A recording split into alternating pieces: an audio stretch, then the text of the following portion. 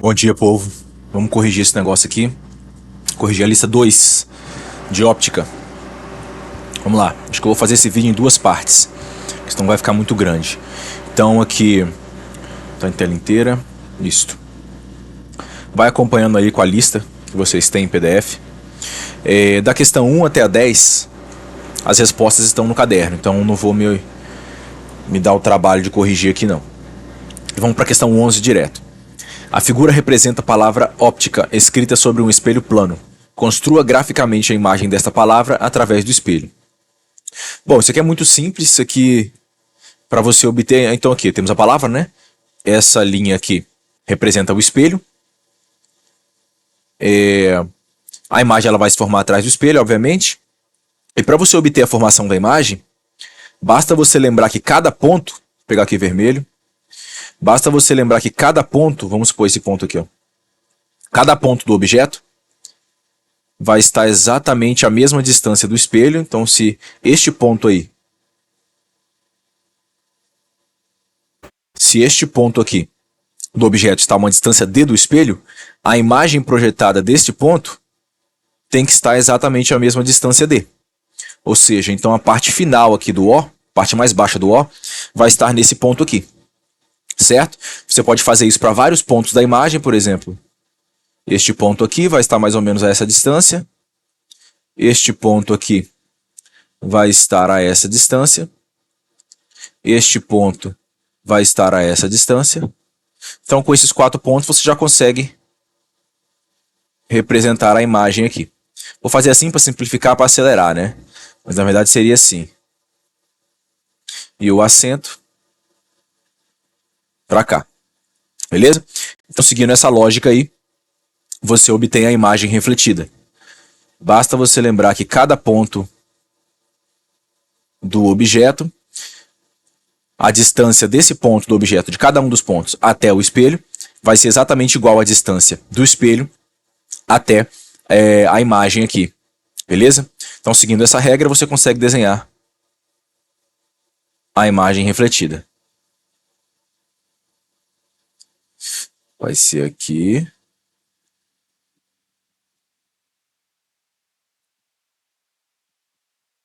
Beleza? Então essa daqui vai ser a imagem refletida. Questão 12. A figura representa dois espelhos, E1 e E2. Deixa eu ver se está filmando. Se está gravando esse trem. Está gravando? Está gravando, beleza. A figura representa dois espelhos, E1 e E2, perpendiculares entre si, aos quais se associou um plano cartesiano e um ponto objeto P de abscissas x 4 cm. Então, nesse ponto aqui, ó, a coordenada x deste ponto é 4 cm. Então, 1, 2, 3, 4. E a coordenada y desse ponto vai ser 5 cm, ou seja, 1, 2, 3, 4, 5. Ok. Letra A. Quantas imagens do ponto objeto P formam-se com essa associação? Aí você tem que lembrar daquela formulinha que tem no caderno. Fazer de branco. Aqui, ó.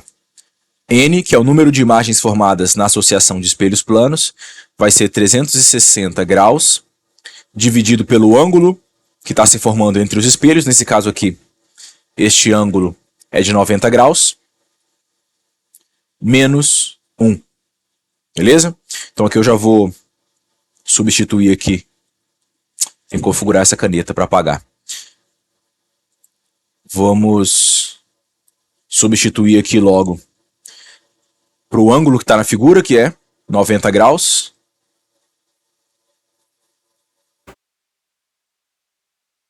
(360) dividido por 90 vai dar 4, menos 1, 3.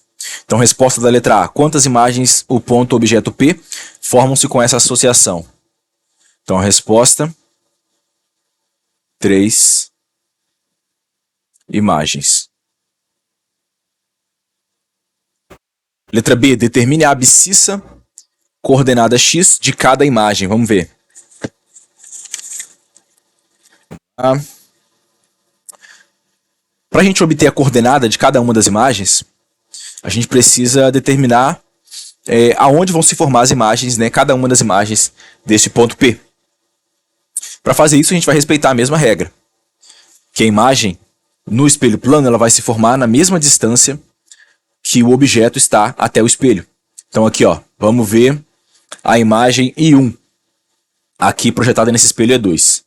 Se a distância do ponto P até o espelho E2 é 5 centímetros, então 1, 2, 3, 4, 5, a imagem também vai estar a 5 centímetros. Então, e exatamente, diretamente à frente do espelho. Então, 1, 2, 3, 4, 5.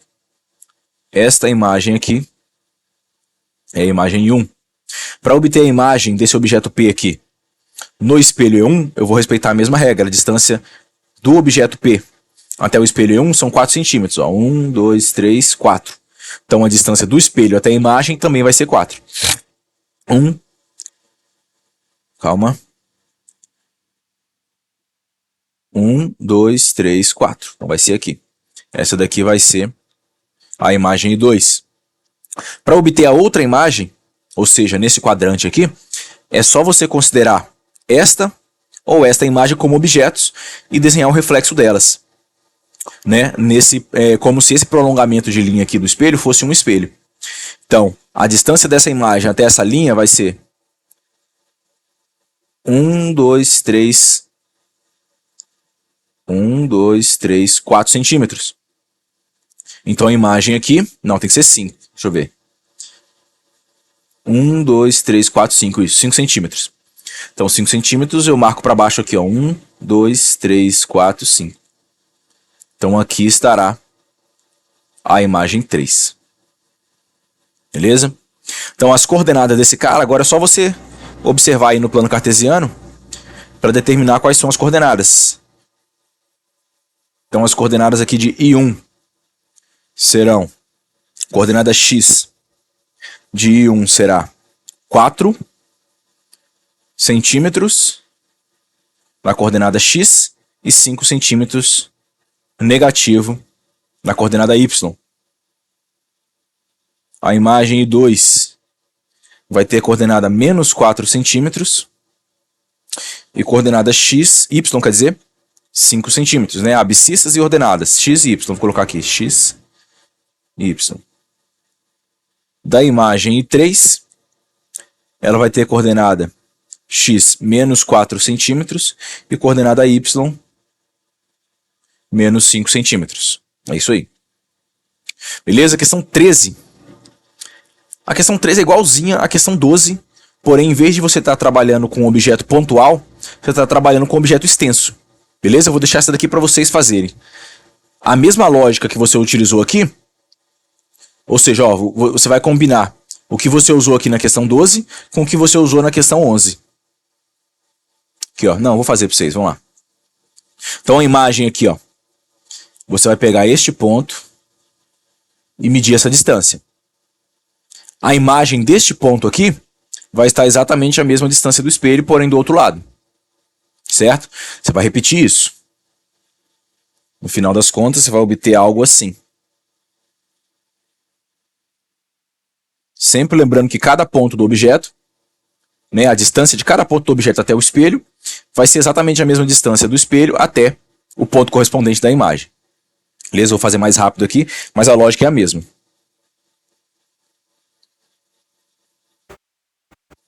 Então essa vai ser esta imagem. Aqui embaixo é exatamente igual à questão 11. Né? Você vai desenhar o reflexo aqui embaixo do espelho. Vai ficar assim. Essa distância, mais ou menos aqui. Estou fazendo em linha para ficar mais fácil, né? Para acelerar. Aqui. E aqui.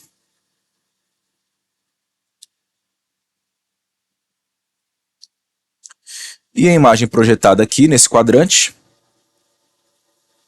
Deixa eu prolongar aqui prolongar a linha do espelho.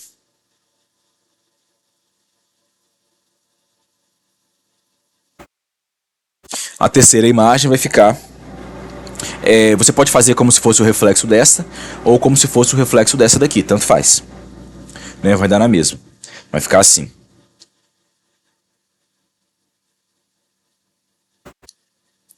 E o L dessa forma. Beleza? Essa é a questão 13. Na questão 13 você vai combinar o que você utilizou aqui na questão 12 e o que você utilizou na questão 11. Questão 14. Questão 14 é uma questão de campo visual, né? Vamos lá, os quadrinhos a seguir mostram dois momentos distintos. No primeiro quadrinho, Maria está na posição A e observa sua imagem fornecida pelo espelho plano. E ela, então, caminha para a posição B, na qual não consegue mais ver a sua imagem. Então ela estava aqui, diretamente em frente ao espelho, ela conseguia se enxergar. Depois ela saiu da frente do espelho, ela não conseguia mais se ver. Beleza. No entanto, Joãozinho, posicionado em A, então Joãozinho aqui, ele consegue ver a imagem de Maria na posição B, como ilustra o segundo quadrinho. Então ela não se vê, mas esse camarada aqui, através do espelho, consegue ver ela. Reproduz em seu caderno de respostas o esquema ilustrando abaixo e desenhe raios luminosos apropriados que mostrem como Joãozinho consegue ver a imagem de Maria. Bom, para você ver isso daqui, você tem que determinar onde vai se formar a imagem de B, a imagem de Maria. Prolongar aqui o plano do espelho.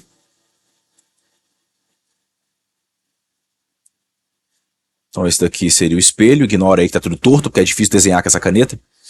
Então, essa distância aqui, a distância de Maria até o espelho, vai ser a mesma distância do espelho até a imagem de Maria. Então a imagem de Maria, vou chamar de B', está formada aqui atrás do espelho. Beleza? Então, o que Joãozinho vai enxergar não vai ser essa imagem, na verdade vai ser o reflexo, né? A luz vai incidir aqui sobre o espelho, vai refletir e vai chegar até esse camarada. Mas é como se fosse, como se a imagem estivesse saindo, como se o raio de luz estivesse saindo da imagem aqui de Maria e chega até Joãozinho, esse raio de luz. Beleza? É como se Maria fosse essa fonte de luz, né? Fonte secundária, obviamente, mas na verdade o que acontece é isso daqui, ó. Um raio de luz sai de Maria, incide sobre o espelho e reflete e chega até Joãozinho. É assim que ele consegue enxergar. Mas do ponto de vista de Joãozinho, né, como nossa mente interpreta a imagem sempre vindo em linha reta, ele vai enxergar a imagem de Maria aqui em linha reta, como se ela estivesse atrás do espelho.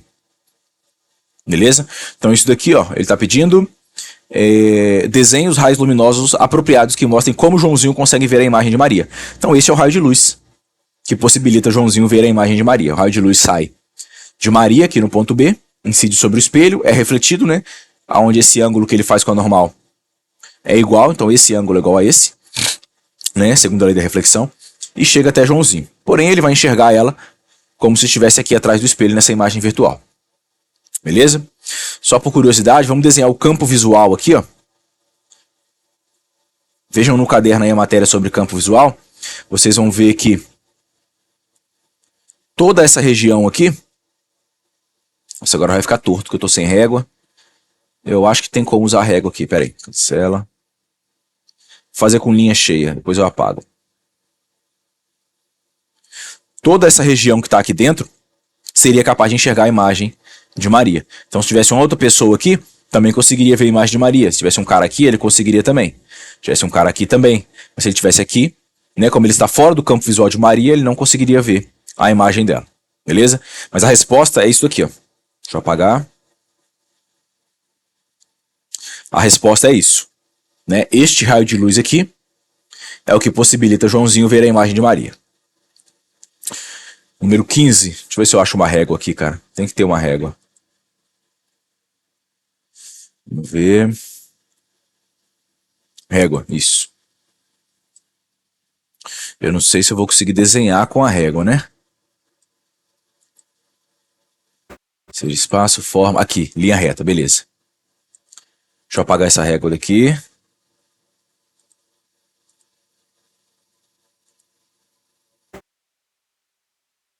Vamos lá, questão 15. Caiu na FUVEST. A figura adiante mostra uma vista superior de dois espelhos planos posicionados verticalmente, um perpendicular ao outro, sobre o espelho OA, então esse espelho aqui, incide um raio de luz horizontal no plano do papel, mostrado na figura. Após reflexão nos dois espelhos, o raio emerge formando o ângulo θ com a normal ao espelho OB. O ângulo θ vale, ou seja, ele quer saber o ângulo. Vamos fazer o desenho aqui, ó. O esquema que se forma. Nem sei se eu estou utilizando a linha, estou utilizando a linha. Então, pela lei da reflexão, esse raio de luz incidente ele vai refletir, vai incidir aqui. Depois, deixa eu escolher a linha de novo.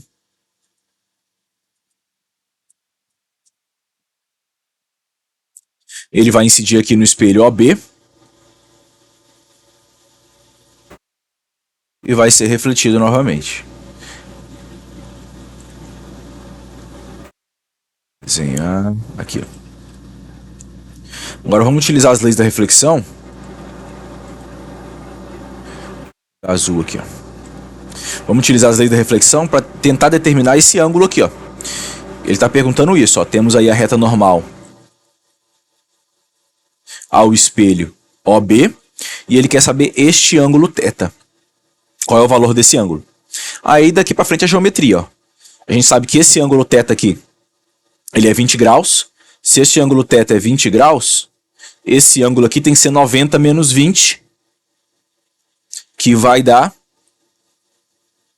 70 graus. Certo? Se esse ângulo aqui é 70, vamos ver. Esse ângulo aqui é 70, esse aqui também tem que ser 70, né? Lei da reflexão, o ângulo de incidência é igual ao ângulo refletido, que ele faz em relação ao normal. Então esse cara aqui também tem que ser 20 graus. Então este é 20 graus, este aqui é 90. Só que essa figura aqui, deixa eu dar um zoom. Esta figura aqui é um triângulo retângulo, né? Como triângulo, a soma dos ângulos internos tem que dar 180. Se aqui é 20, aqui é 90, se eu somar os dois vai dar 110, certo? 110. Então este ângulo aqui tem que ser 180 menos 110, que dá exatamente 70 graus. Beleza? Agora, o ângulo que o espelho faz com a reta normal tem que ser 90, ou seja, todo esse ângulo aqui tem que ser 90. Se esse ângulo total aqui é 90 e só esse pedacinho aqui é 70, este ângulo só pode ser 20 graus. Aí agora, novamente, a gente invoca aí a lei da reflexão, de que o ângulo de incidência no espelho, em relação ao normal, tem que ser igual ao ângulo refletido. O ângulo de reflexão, o ângulo que o raio refletido faz com a reta normal, que é esse ângulo θ que a gente quer. Então a gente chega finalmente que θ também é igual a 20 graus. A alternativa... Não tem alternativa? Acho que tem alternativa. Deixa eu ver. Cadê? Alternativa C. Alternativa C. Então vou escrever aqui. Alternativa C. É isso. Vou colocar em tela inteira de novo. Pegar aqui a cor vermelha. Questão 16. Se o número de imagens formada por uma associação de espelhos planos for 9, qual será o ângulo entre os espelhos? Vamos aplicar na formulinha. Número de imagens formadas aqui na associação de espelhos planos é dado por essa fórmula. 360 graus dividido por alfa menos 1. Ele está falando que o número de imagens formadas é 9. 360 graus dividido pelo ângulo menos 1, e ele está perguntando o ângulo entre esses espelhos. Então só a gente resolver essa equação aqui para descobrir o valor de alfa. Esse menos 1 aqui está subtraindo, vai para lá somando. Vai ficar 9 mais 1 igual a 360 graus dividido por alfa. 9 mais 1 é 10. Então vai ficar 10 igual 360 graus dividido por alfa. Passo o alfa para lá multiplicando, vai ficar 10 alfa igual 360. Passa o 10 dividindo, alfa vai ficar igual 360 graus dividido por 10, alfa igual a 36 graus. Alternativa letra A. Aqui, ó. Questão 17. Isso aqui é só para confundir mesmo. Ó. Oscar está na frente de um espelho plano, observando um lápis, como representado nessa figura. Então, esse cara aqui, temos o lápis. Aí, com base nessas informações... E esse cara está observando o lápis. Cadê? Oscar está na frente de um espelho plano, observando. Então, aqui temos o lápis, temos um espelho. Em algum desses pontos aqui vai se formar a imagem do lápis. Esse cara está vendo a imagem do lápis. Com base nessas informações, é correto afirmar que Oscar verá a imagem desse lápis na posição indicada pela letra. Bom, ele vai ver a imagem do lápis aonde a imagem do lápis se formar, né? Vamos lembrar aí a formação de imagem no espelho plano. A imagem no espelho plano vai se formar sempre à frente do objeto, né, e atrás do espelho, e sempre a mesma distância. A distância que o objeto está do espelho vai ser a distância que a imagem está do espelho. Então, se temos essa distância D, a imagem vai se formar aqui, a mesma distância. Então, a imagem do lápis vai se formar aqui em L. Beleza? E é exatamente aqui que esse cara vai enxergar. Vai enxergar a imagem do lápis. Então, a alternativa B, ele vai enxergar no ponto L. 18. Um lápis encontra-se na frente de um espelho plano e, como mostra a figura, o lápis e a imagem estão corretamente representados por... Bom, isso aqui é bem trivial, gente. A gente tem um espelho, temos um objeto e a imagem gerada. Basta você saber que a imagem gerada formada por um espelho plano, ela vai estar sempre à mesma distância, né? Então, o objeto... A distância do objeto até o espelho vai ser a mesma distância entre o espelho até a imagem. E o espelho plano, ele não faz nenhuma distorção de tamanho. Então a imagem vai ter o mesmo tamanho e ela só vai estar invertida, né? Ela só vai estar invertida da esquerda para a direita. Então ela não inverte, por exemplo, igual a letra B aqui, ó, a imagem não está invertida de cabeça para baixo. Então a imagem não estará reduzida, não estará invertida de cabeça para baixo, e muito menos os dois. E também não estará cortada. Então, a alternativa correta, letra A. É isso aí. Questão 19. Novamente uma questão aí de campo visual. A figura a seguir representa um espelho plano. Temos um espelho plano. Um objeto O. Então este é o nosso objeto. Esse cara aqui. Sua imagem I. Temos a imagem I do objeto. E 5 observadores em posições distintas. A, B, C, D, E. Ok. 5 pessoas observando aqui esta imagem.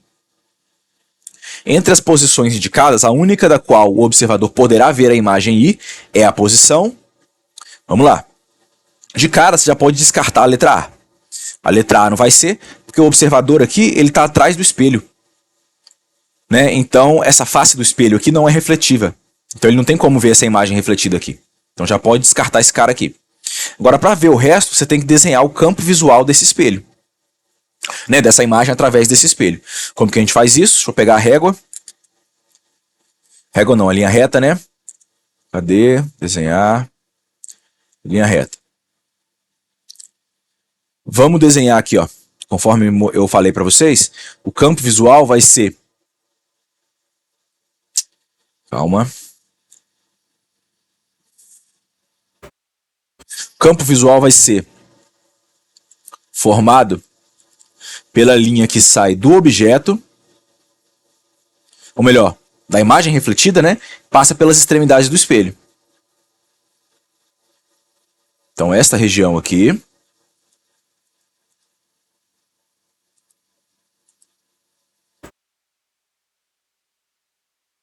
vem por aqui. Certo? Então, todo mundo que está aqui, ó, na frente do espelho e entre essas duas linhas, vai conseguir enxergar a imagem I. O único observador que está dentro dessa região do campo visual desta imagem através do espelho vai ser o observador B. Então a resposta correta, B. Questão 20. Através do espelho plano retrovisor, um motorista vê um caminhão que viaja atrás de seu carro, observando certa inscrição pintada no para-choque do caminhão. O motorista vê a seguinte imagem. Então ele enxerga a imagem certinha aqui, ó. Ele enxerga a palavra sorria, sem inversão nem nada. Pode-se concluir que a inscrição pintada naquele para-choque é...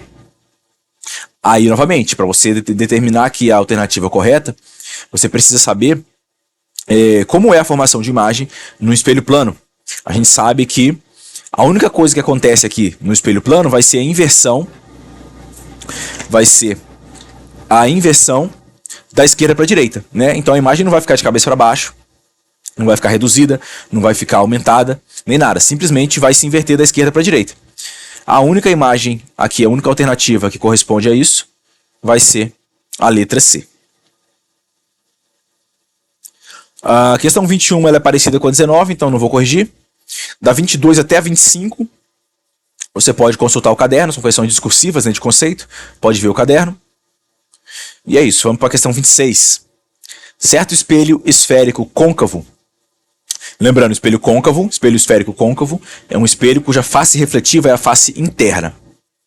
Apresenta raio de curvatura igual a meio metro. A distância focal desse espelho em centímetros é igual a... Então ele está te dando raio de curvatura. Raio de curvatura. Ele está falando que é meio metro, ou seja, 50 centímetros. Ele está perguntando a distância focal. Deixa eu colocar, se não me engano, no caderno eu chamei de R, o raio de curvatura. Raio de curvatura, 50 centímetros, meio metro. Ele está perguntando a distância focal, que é a distância do vértice até o foco. Tem isso daqui no caderno de vocês, que eu escrevi no quadro. A distância focal vai ser o raio de curvatura dividido por 2. Então, se o raio de curvatura é meio metro, 50 centímetros, o raio de curvatura, a distância focal tem que ser a metade disso, que são 25 centímetros, ou seja, letra C. Ok? Vamos lá, questão 27. Para fazer a questão 27, você teria que ter feito, ou melhor, você precisa consultar o caderno, né? Onde eu desenhei para vocês a formação de imagem de espelhos esféricos, tanto côncavos como convexos. Então, questão 27. Um espelho esférico conjuga uma imagem virtual, direita e reduzida de um objeto real. Então, temos um objeto, a imagem ela é virtual, ou seja, ela é formada pelo prolongamento dos raios de luz. Ela é direita, ou seja, se a imagem está de cabeça para cima, ou melhor, se o objeto está de cabeça para cima, a imagem também estará de cabeça para cima. E ela é reduzida, então a imagem é um pouco menor do que o objeto. Vamos ver a alternativa correta. Letra A. Trata-se de um espelho côncavo, ou seja, face refletiva interna, quando o objeto é posicionado entre seu foco e vértice. Não vai ser. Eu fiz o desenho aqui, ó, coloquei aqui a ilustração já, da imagem formada por um espelho convexo, ou seja, face refletiva, face externa. E como vocês podem ver aqui, ó, tem um objeto desenhado aqui, foram desenhados dois raios notáveis, né, que ele chega paralelo e passa pelo foco, né? Então ele é refletido aqui, porém o prolongamento passa pelo foco. E o outro raio notável é que ele vai pelo vértice e é refletido no mesmo ângulo. Então, dois raios notáveis, a imagem formada é justamente direita, virtual, porque ela é formada pelos prolongamentos, e ela é reduzida. Então a resposta dessa situação aqui vai ser um espelho convexo, né, onde o objeto está posicionado em qualquer lugar. A imagem formada vai ser sempre essa. Então, a alternativa D. Trata-se de um espelho convexo, ou seja, a face refletiva é a face externa, quando o objeto é colocado a qualquer distância de seu vértice. Então é aqui, letra D. Agora, questão 28. Julgue as afirmativas feitas acerca da formação de imagens por espelhos esféricos côncavos e convexos. Agora, para resolver isso daqui, você teria que ter feito aquela atividade que eu passei para vocês, valendo um ponto, de desenhar, né, a formação de imagem, utilizando os raios notáveis, né, para 5 situações. Onde o objeto está mais longe do que o centro de curvatura, onde ele está em cima do centro de curvatura, onde ele está entre o centro de curvatura e o foco, onde o objeto está em cima do foco e onde o objeto está na frente do foco. Beleza? Entre o foco e o vértice, né? Nesse caso aqui foi desenhado incorretamente. O foco aqui era para aparecer... Deixa eu apagar esse foco aqui. Nesse caso aqui o foco era para estar mais para trás. Estaria aqui assim o foco. Ou seja, o objeto entre o foco e o vértice. Agora vamos ver as alternativas aqui para ver qual está correta. Espelho côncavo podem conjugar imagens reais e virtual. É verdadeiro, aqui ó. Nesse primeiro caso, onde o objeto está depois do centro de curvatura, a imagem ela é real. Mas nesse último caso aqui, a imagem é virtual. Então sim. O espelho côncavo pode conjugar imagens reais e virtuais. 2. Todo espelho convexo conjuga imagens virtuais. Certo, seria esse caso aqui, ó. Espelho convexo, ele vai conjugar a imagem virtual, ou seja, a imagem ela é formada pelo prolongamento dos raios de luz incidentes. Então 2 é verdadeiro também. 3. Quando o objeto é colocado diante de um espelho côncavo, ou seja, a face refletiva é a face interna, a uma distância maior que o seu centro de curvatura, a imagem formada é real, invertida e reduzida. Seria esse caso aqui. O objeto é colocado a uma distância maior do que o centro de curvatura.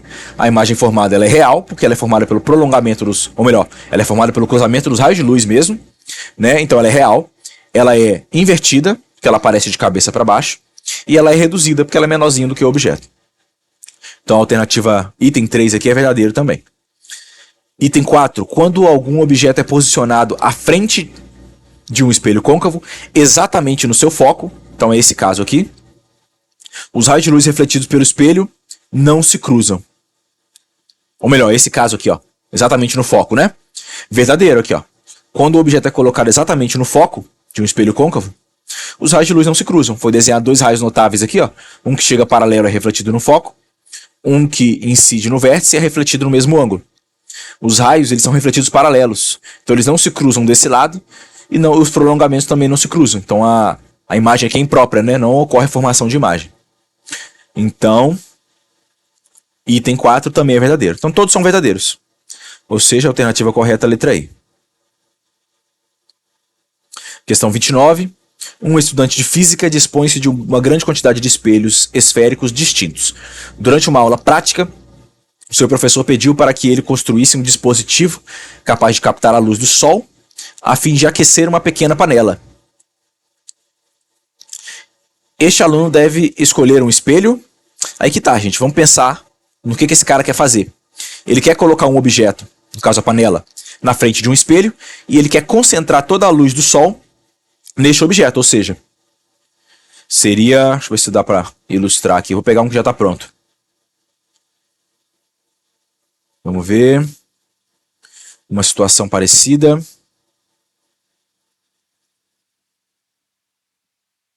Cadê? Bom, não tem nenhum desenho pronto aqui, né?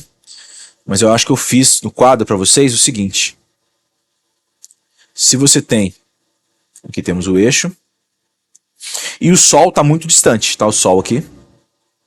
Está tão distante que você pode considerar que os raios chegam paralelos. Então os raios de luz, eles vão chegar paralelos.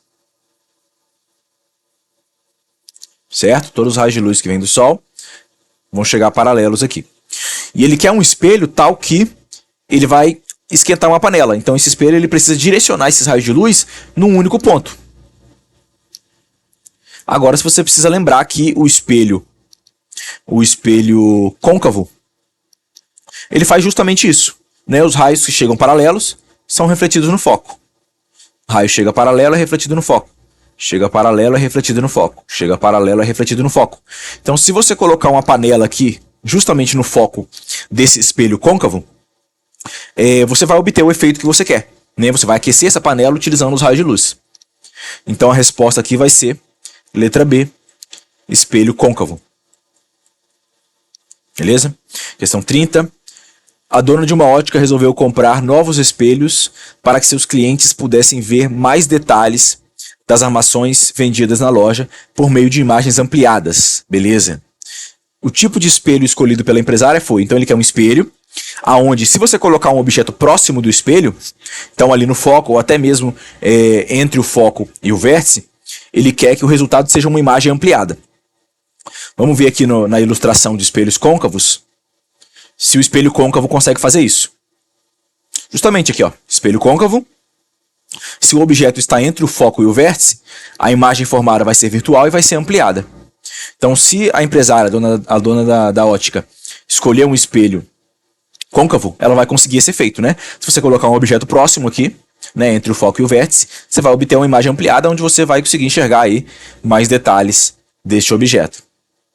Então, o tipo de espelho escolhido pela empresária foi espelho côncavo. Questão 31, entramos aí finalmente na refração. Só para falar para vocês, tem uma questão aqui que eu pulei. 22 a 25, acho que é a questão 23. Questão 23 eu pulei, não lembro por quê, mas eu vou anular ela. Deixa eu ver. Vamos ver se eu me lembro aqui por que eu anulei a questão 23. Vamos lá. Qual a diferença entre espelho convexo e côncavo? Ah tá, eu anulei essa daqui porque tem no caderno, né?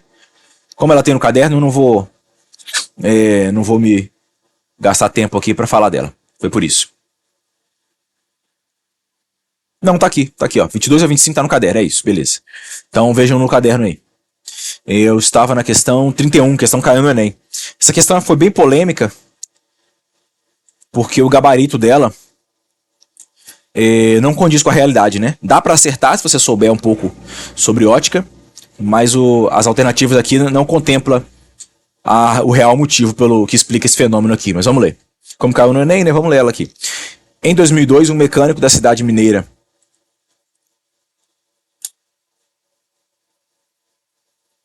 quero colocar em tela cheia, não tá entrando. Foi. Em 2002, um mecânico da cidade mineira de Uberaba, Minas Gerais, teve uma ideia para economizar o consumo de energia elétrica e iluminar a própria casa num dia de sol. Para isso, ele utilizou garrafas plásticas PET com água e cloro, conforme ilustram as figuras. Cada garrafa foi fixada ao telhado de sua casa em um buraco com o diâmetro igual ao da garrafa, muito maior que o comprimento de onda da luz. Nos últimos 2 anos, sua ideia já alcançou diversas partes do mundo e deve atingir a marca de 1 milhão de casas utilizando a luz engarrafada. Beleza. Então tá aqui a ilustração. A casa dele, que durante o dia, né, se fosse um galpão, algum lugar sem janelas, não teria iluminação. Aí ele colocou as garrafas PET aqui e você pode ver que a luz ela é espalhada, né? Ela chega de cima, mas ela é transmitida para todas as direções, de maneira que o ambiente fica brilhante. Qual fenômeno óptico explica o funcionamento da luz engarrafada? Então, a resposta correta mesmo aqui, se você fosse ver pelo fenômeno, o nome disso é espalhamento. O nome disso é espalhamento. Espalhamento.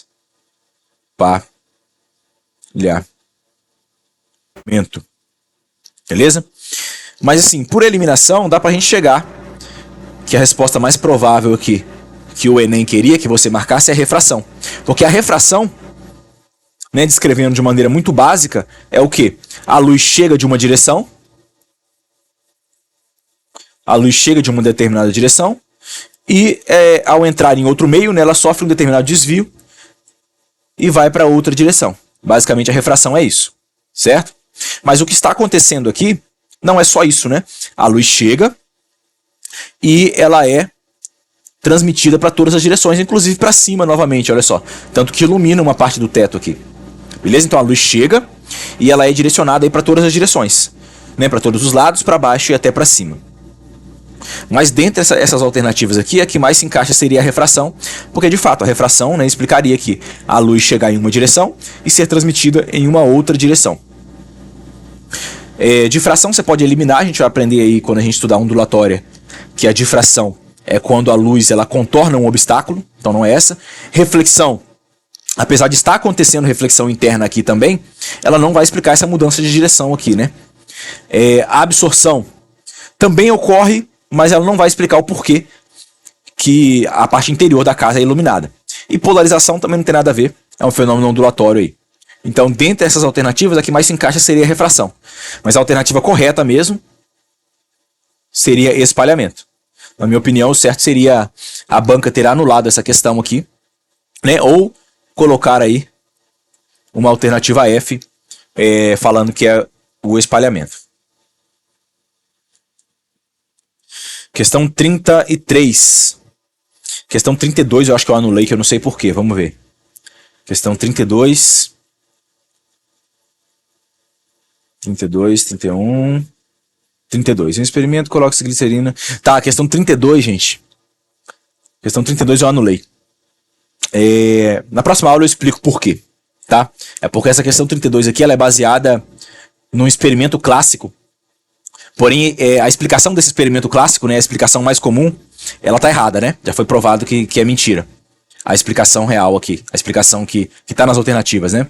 Então é por isso que eu anulei ela. Mas na próxima aula eu converso com vocês sobre esse fenômeno aqui, beleza? Então vamos para a questão 33, caiu no ITA.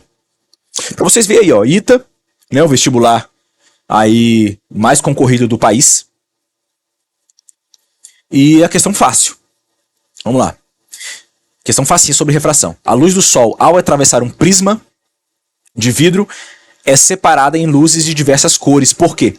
Aí você tem que lembrar aquele negócio que eu falei pra vocês, né, que eu falei de dispersão, né? Se você tem um prisma e sobre esse prisma incide uma luz branca, ao sair desse prisma, essa luz branca ela vai se separar aí em todas as cores. Beleza? O nome disso aqui é a dispersão. Dispersão. Isso acontece por quê? Porque o índice de refração ele depende do comprimento de onda, ou seja, da cor da luz que chega. Beleza? Então vamos ver as alternativas. Ó, Ita. A luz solar, ao atravessar um prisma de vidro, é separada em luzes de diversas cores. Por quê? Letra A. A transparência do material do prisma varia com a cor da luz incidente? Não. O índice de refração do material do prisma vidro é diferente para luzes de cores diferentes. Letra B. Exatamente. O índice de refração, que se vocês se lembram bem, ele vai medir aí a diferença da velocidade da luz no vácuo e naquele meio. De fato, ele depende da cor da luz. Então a luz branca, que é a soma de todas as cores, quando incide aqui sobre o prisma, cada cor vai sofrer um desvio diferente, porque cada cor vai ter um índice de refração diferente ali naquele prisma. Então a letra B, né, eu não vou nem ler o resto. A luz atravessa mais lentamente os meios mais densos? Não. O índice de refração do material do prisma depende da densidade do meio? Não. E nenhuma das alternativas. Então a letra B. Tá aí, a questão do ITA, uma questão puramente conceitual, que vocês têm condição aí de resolver facilmente, simplesmente sabendo sobre dispersão, né? Que o índice de refração de um meio, né, ele vai variar dependendo da cor da luz que vai incidir sobre ele. Para quem não lembra, isso daqui é a letra grega lambda, e o nome disso é comprimento de onda. Vamos falar disso aqui muito em breve, quando a gente estudar ondas eletromagnéticas. Questão 34. Um raio de luz branca atravessa um prisma de cristal, observando-se várias cores após a emergência da luz. Esse fenômeno de separação em cores é denominado, outra questão muito fácil, de graça aí para vocês, dispersão. Beleza? Refração vai ser o fenômeno de desvio do raio de luz, né? Quando ele entra em algum meio, o ângulo que ele faz com a normal varia. Interferência é um fenômeno ondulatório, vocês vão estudar em breve. Difração também, polarização também. Então, por eliminação, você pode chegar que é dispersão. Questão 35. Temos aí um raio luminoso, incide sobre a superfície de separação entre o ar e o vidro, com um ângulo alfa de 60 graus e refrata com um ângulo beta de 30 graus, como mostra a figura. Ok. Então ele incide aqui com um ângulo de 60 graus e o ângulo de refração dele vai ser 30 graus, o ângulo que ele faz com a normal, né? Esse ângulo aqui e este ângulo aqui. Considerando seno de 30 graus igual a cosseno de 30 graus, 60 graus igual a 0,5, e deu outro dado aqui, seno de 60 graus igual a cosseno de 30, que é 0,87. O índice de refração do ar igual a 1, então vamos ver os dados aqui, ó, que ele falou pra gente. O índice de refração do ar, ele está aproximando, né, para 1, sabe que não é exatamente 1. Índice de refração 1 é só no vácuo, mas ele está dizendo que no ar é 1, né? Geralmente as questões fazem essa aproximação. E ele quer saber o índice de refração no vidro. Quem é o NV? Ele não sabe. Para a gente calcular isso daqui, a gente vai usar lei de Snell-Descartes. Lembra, ó? Índice de refração no ar vezes o seno do ângulo de incidência, θi, que nesse caso aqui é 60 graus, vai ser igual a índice de refração no vidro, igual, vezes o seno do ângulo de refração. Vamos substituir os valores. Aqui no ar é 1, o índice de refração no ar, ele está aproximando para seno igual a 1. Seno de 60 graus, está aqui no enunciado, ó, seno de 60 graus, 0,87. Então aqui vai dar 0,87 igual índice de refração no vidro, que nós não sabemos quanto vale, vezes o seno do ângulo refratado, que é 30 graus. Seno de 30 graus, 0,5. Vezes 0,5. Então temos aí uma equação simples de primeiro grau, né? Apenas uma incógnita. Esse número aqui, 0,5, está multiplicando, passa para lá dividindo. Teremos 1 vezes 0,87 dividido por 0,5 igual a NV. Dividir por 0,5 é a mesma coisa que multiplicar por 2. Então, 0,87 vezes 2 vai dar 1,6 mais 0,14. 0,74, ou melhor, 1,74. Ou você pode fazer na calculadora aí, você vai confirmar que é 1,74, letra D. Questão 37. Questão 36, não sei porque eu pulei, deixa eu ver. Questão 36. A questão 36 é igual. A questão 36 é muito parecida com a questão 35, então eu vou pular ela. Mas é igualzinha, você vai usar a lei de Snell-Descartes também. E a resposta é a mesma também, se não me engano. Ó.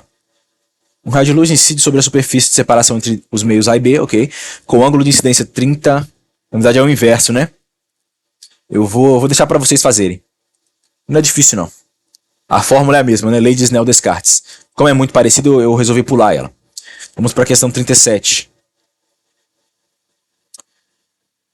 Um raio de luz incide sobre a superfície de separação entre dois meios, formando um ângulo de 45 graus com a reta normal, ok? Ao sofrer a refração, o ângulo entre o raio de luz e a normal passa a ser 30 graus, olha só.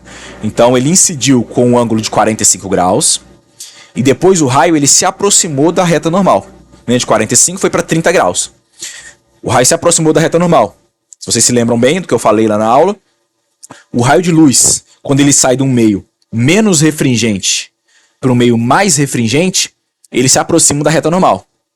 Então, olha só, raio de luz sobre superfície de separação de dois meios. Então, se eu tenho aqui, ó, fazer o desenho. Superfície de separação entre dois meios. Reta normal. O raio incide aqui em 45 graus. E ele se aproxima da reta normal depois. Quer dizer, ó, meio 1, meio 2. Quer dizer que o índice de refração no meio 2, ele vai ser... O índice de refração no meio 2, ele vai ser maior do que o índice de refração no meio 1. Beleza? Ou seja, o meio 2, ele é mais refringente. Como é que eu sei disso? Porque o raio, na refração, ele se aproximou da normal. Então, o meio 2, ele é mais refringente do que o meio 1. Vamos ver as alternativas. Houve um aumento da velocidade da luz, houve diminuição da velocidade da luz, como aproximação da reta normal, pode-se concluir que o índice de refração do meio para o qual a luz se deslocou é maior. Isso aí, letra C. Beleza? Questão 38. Eu vou encerrar o vídeo por aqui. E as outras 1, 2, 3 questões, eu vou resolver num próximo vídeo, tá bom? Vamos parar por aqui então.